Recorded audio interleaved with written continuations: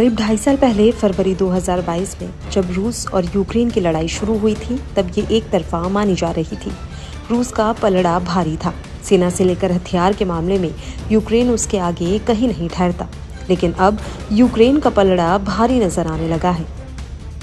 Foreign policy की एक report के मुताबिक यूक्रेन की सेना की सबसे बड़ी ताकत उसके ड्रोन बनकर उभरे हैं। ताज़ा अपडेट में यूक्रेन के ड्रोन्स ने रूस के परमाणु संयंत्र को अपना निशाना बनाया है। रविवार को कई धमाकों के बाद रूस के कब्जे वाले ज़पोरिजिया परमाणु संयंत्र में काला धुआं उठते देखा गया। बताया जा रहा है कि यूक्रेन की तरफ से रूस के परमाणु संयंत्र पर ड्रोन अटैक किए गए हैं। जानकारी के मुताबिक एक कूलिंग टावर पर रविवार को कथित ड्रोन हमला किया गया। इससे ज़पोरिजिया परमाणु संयंत्र में एक कूलिंग टावर क्षतिग्रस्त हो गया। हालांकि इसे परमाणु सुरक्षा पर कोई खतरा नहीं है। रूस द्वारा नियुक्त अधिकारी येवगेनी बालिट्स्की ने कीव की सेना पर आसपास के शहर एनेरहोदर पर गोलाबारी करके आग लगाने का आरोप लगाया। जेलेंस्की ने एक वीडियो प्रकाशित किया। इसमें काला धुआं एक कूलिंग टावर से निकलता हुआ दिखाई दे रहा है। उधर यूक्रेनी राष्ट्रपति व्लादिमीर जेलेंस्की ने कहा कि रूसी सेना ने ज़पोरिजिया परमाणु ऊर्जा संयंत्र के परिसर में आग लगाई है। जेलेंस्की ने बताया कि विकिरण संकेतक सामान्य थे। यूक्रेन ने अपने देश के लोगों को शांत रहने का आग्रह किया। इस बीच रूस की समाचार एजेंसी ने सरकारी परमाणु ऊर्जा कंपनी रोसाटॉम के हवाले से बताया कि यूक्रेन में रूस के नियंत्रण वाले ज़पोरिजिया परमाणु संयंत्र में लगी आग को बुझा दिया गया है।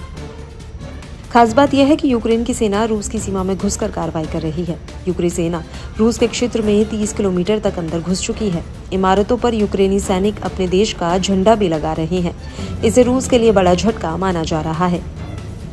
वहीं यूक्रेन के राष्ट्रपति जेलेंस्की का इसको लेकर ऑफिशियल बयान भी आया है। उन्होंने यूक्रेन की सेना के रूस में घुसने की पुष्टि की है।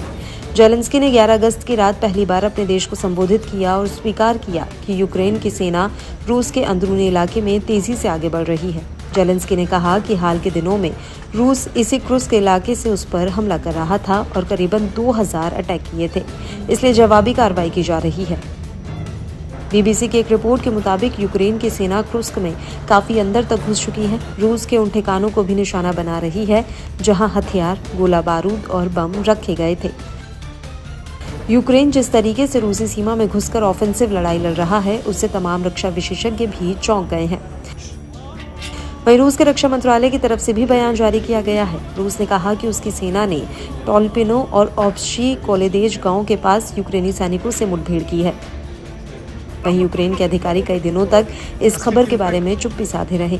एक रिपोर्ट के मुताबिक साल 2014 में जब रूस ने पहली बार यूक्रेन पर अटैक किया था, उसके बाद से यूक्रेन ने अपनी मिलिट्री स्ट्रेटेजी में बहुत बदलाव किया है। एक तरीके से पहली बार सोवियत की छाया से निकलकर एक नाटो देश की तरह अपनी मिलिट्री स्ट्रेटेजी बनानी शुरू की। अमेरिका से लेकर वेस्ट के तमाम